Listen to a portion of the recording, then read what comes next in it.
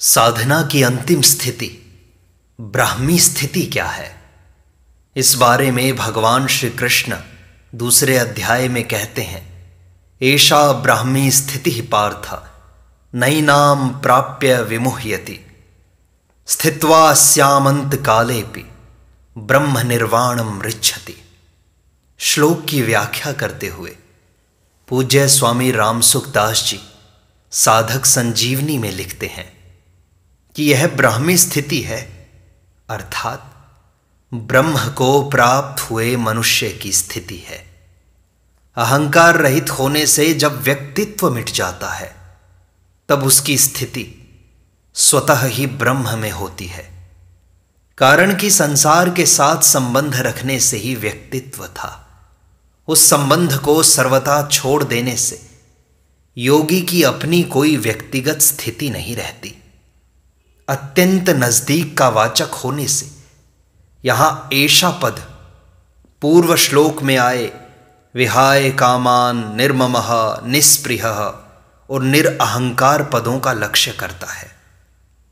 भगवान के मुख से तेरी बुद्धि जब मोह कलिल और श्रुति विप्रतिपत्ति से तर जाएगी तब तू योग को प्राप्त हो जाएगा। ऐसा सुनकर अर्जुन के मन में यह जिज्ञासा हुई कि वह स्थिति क्या है। इस पर अर्जुन ने स्थित प्रज्ञा के विषय में 4 प्रश्न किए। उन चारों प्रश्नों का उत्तर देकर भगवान यहां उस ब्राह्मी स्थिति की बात करते हैं। तात्पर्य है कि वह व्यक्तिगत स्थिति नहीं है, अर्थात उसमें व्यक्तित्व नहीं रहता। वह नित्य योग की प्राप्ति है, उसमें एक ही तत्व रहता है। इस विषय की तरफ लक्ष्य कराने के लिए ही यहां पार्थ संबोधन किया गया है। भगवान कहते हैं, नैनाम प्राप्य विमुह्यति। जब तक शरीर में अहंकार रहता है तभी तक मोहित होने की संभावना रहती है, परंतु जब अहंकार का सर्वथा अभाव होकर ब्रह्म में अपनी स्थिति का अनुभव हो जाता है तब व्यक्तित्व टूटने के कारण फिर कभी मोहित होने की संभावना नहीं रहती। सत और असत को ठीक तरह से न जानना ही मोह है। तात्पर्य है कि स्वयं सत होते हुए भी असत के साथ अपनी एकता मानते रहना मोह है। जब साधक असत को ठीक तरह से जान लेता है तब असत से उसका संबंध विच्छेद हो जाता है और सत में अपनी वास्तविक स्थिति का अनुभव हो जाता है। इस स्थिति का अनुभव होने पर फिर कभी मोह नहीं होता। भगवान ने आगे कहा, स्थित्वा स्यामंत कालेपि ब्रह्म निर्वाणम ऋच्छति। यह मनुष्य शरीर केवल परमात्मा प्राप्ति के लिए ही तो मिला है। इसलिए भगवान यह मौका देते हैं कि साधारण से साधारण और पापी से पापी व्यक्ति ही क्यों न हो, अगर वह अंतकाल में भी अपनी स्थिति परमात्मा में कर ले, अर्थात जड़ता से अपना संबंध विच्छेद कर ले, तो उसे भी निर्वाण शांत ब्रह्म की प्राप्ति हो जाएगी। वह जन्म मरण से मुक्त हो जाएगा। ऐसी ही बात भगवान ने आगे 7वें अध्याय के 30वें श्लोक में कही है कि अधिभूत अधिदैव और अधियज्ञ एक भगवान ही हैं। ऐसा प्रयाण काल में भी मेरे को जो जान लेते हैं वे मेरे को यथार्थ रूप से जान लेते हैं। दूसरी बात, उपर्युक्त पदों से भगवान उस ब्राह्मी स्थिति की महिमा का वर्णन करते हैं कि इसमें यदि अंतकाल में भी कोई स्थित हो जाए तो वह शांत ब्रह्म को प्राप्त हो जाता है। जैसे समबुद्धि के विषय में भगवान ने कहा था कि इसका थोड़ा सा भी अनुष्ठान महान भय से रक्षा कर लेता है, ऐसे ही यहां कहते हैं कि अंतकाल में भी ब्राह्मी स्थिति हो जाए, जड़ता से संबंध विच्छेद हो जाए तो निर्वाण ब्रह्म की प्राप्ति हो जाती है। इस स्थिति का अनुभव होने में जड़ता का राग ही बाधक है। यह राग अंतकाल में भी कोई छोड़ देता है तो उसको अपनी स्वतः सिद्ध वास्तविक स्थिति का अनुभव हो जाता है।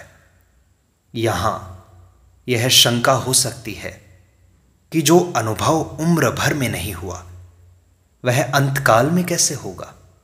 अर्थात स्वस्थ अवस्था में तो साधक की बुद्धि स्वस्थ होगी, विचार शक्ति होगी, सावधानी होगी, तो वह ब्राह्मी स्थिति का अनुभव कर लेगा। परंतु अंतकाल में प्राण छूटते समय बुद्धि विकल हो जाती है, सावधानी नहीं रहती। ऐसी अवस्था में ब्राह्मी स्थिति का अनुभव कैसे होगा। इसका समाधान यह है कि मृत्यु के समय में जब प्राण छूटते हैं तब शरीर आदि से स्वतः ही संबंध विच्छेद होता है। यदि उस समय उस स्वतः सिद्ध तत्व की तरफ लक्ष्य हो जाए तो उसका अनुभव सुगमता से हो जाता है। कारण कि निर्विकल्प अवस्था की प्राप्ति में तो बुद्धि, विवेक आदि की आवश्यकता है, पर अवस्थातीत तत्व की प्राप्ति में केवल लक्ष्य की आवश्यकता है। वह लक्ष्य चाहे पहले के अभ्यास से हो जाए, चाहे किसी शुभ संस्कार से हो जाए, चाहे भगवान या संत की अहैतु की कृपा से हो जाए, लक्ष्य हो जाने पर उसकी प्राप्ति अपने आप हो जाती है। यहां अपी पद का तात्पर्य है कि अंतकाल से पहले अर्थात जीवित अवस्था में यह स्थिति प्राप्त कर ले तो वह जीवन मुक्त हो जाता है, परंतु अंतकाल में भी यह स्थिति हो जाए अर्थात निर्मम निरअहंकार हो जाए तो वह भी मुक्त हो जाता है। इसका तात्पर्य यह है कि यह स्थिति तत्काल हो जाती है। स्थिति के लिए अभ्यास करने की, ध्यान करने की, समाधि लगाने की किंचित मात्र भी आवश्यकता नहीं है।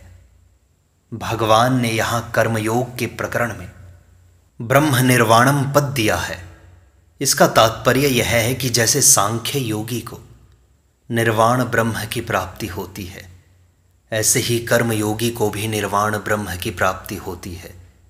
इसी बात को 5वें अध्याय के 5वें श्लोक में कहा है कि सांख्य योगी के द्वारा जो स्थान प्राप्त किया जाता है वही स्थान कर्मयोगी द्वारा भी प्राप्त किया जाता है। अब विशेष बात बताते हैं। जड़ और चेतन ये दो पदार्थ हैं। प्राणी मात्र का स्वरूप चेतन है, पर उसने जड़ का संग किया हुआ है। जड़ की तरफ आकर्षण होना पतन की तरफ जाना है और चिन्मय तत्व की तरफ आकर्षण होना उत्थान की तरफ जाना है। अपना कल्याण करना है, जड़ की तरफ जाने में मोह की मुख्यता होती है और परमात्मा तत्व की तरफ जाने में विवेक की मुख्यता होती है। समझने की दृष्टि से मोह और विवेक के दो विभाग कर सकते हैं। पहला, अहमता ममता युक्त मोह एवं कामना युक्त मोह, और दूसरा सत असत का कर्तव्य एवं कर्तव्य अकर्तव्य का विवेक।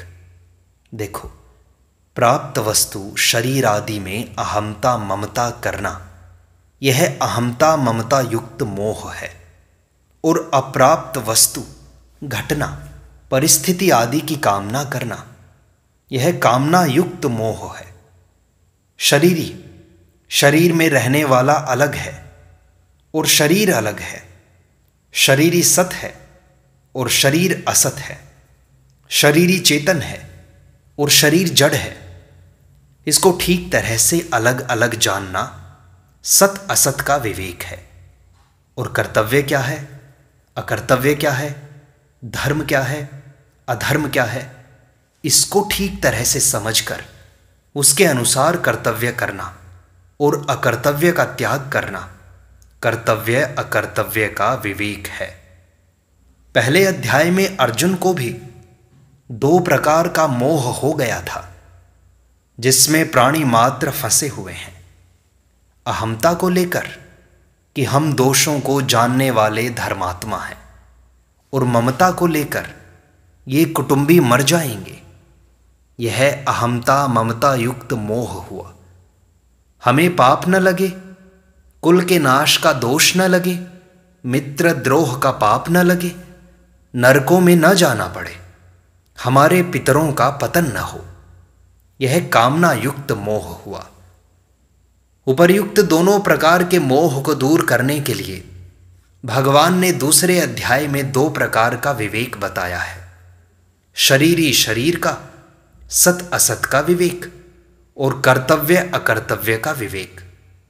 शरीरी शरीर का विवेक बताते हुए भगवान ने कहा कि मैं, तू और ये राजा लोग पहले नहीं थे, यह बात भी नहीं, और आगे नहीं रहेंगे, यह बात भी नहीं।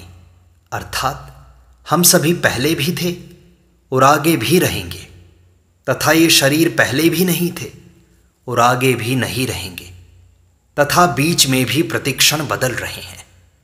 जैसे शरीर में कुमार, युवा और वृद्धावस्था, ये अवस्थाएं बदलती रहती हैं, और जैसे मनुष्य पुराने वस्त्रों को छोड़कर नए वस्त्र धारण करता है, ऐसे ही जीव पहले शरीर को छोड़कर दूसरा शरीर धारण करता है। यह तो अकाट्य नियम है, इसमें चिंता की, शोक की बात ही क्या है। कर्तव्य अकर्तव्य का विवेक बताते हुए भगवान ने कहा कि क्षत्रिय के लिए युद्ध से बढ़कर कोई धर्म नहीं है। अनायास प्राप्त हुआ युद्ध स्वर्ग प्राप्ति का खुला दरवाजा है। तू युद्ध रूप स्वधर्म का पालन नहीं करेगा तो तुझे पाप लगेगा।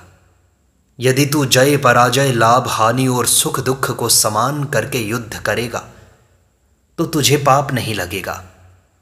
तेरा तो कर्तव्य कर्म करने में ही अधिकार है, फल में कभी नहीं। तू कर्मफल का हेतु भी मत बन, और कर्म न करने में भी तेरी आसक्ति न रहे। इसलिए तू कर्मों की सिद्धि असिद्धि में सम होकर और समता में स्थित होकर कर्मों को कर, क्योंकि समता ही योग है।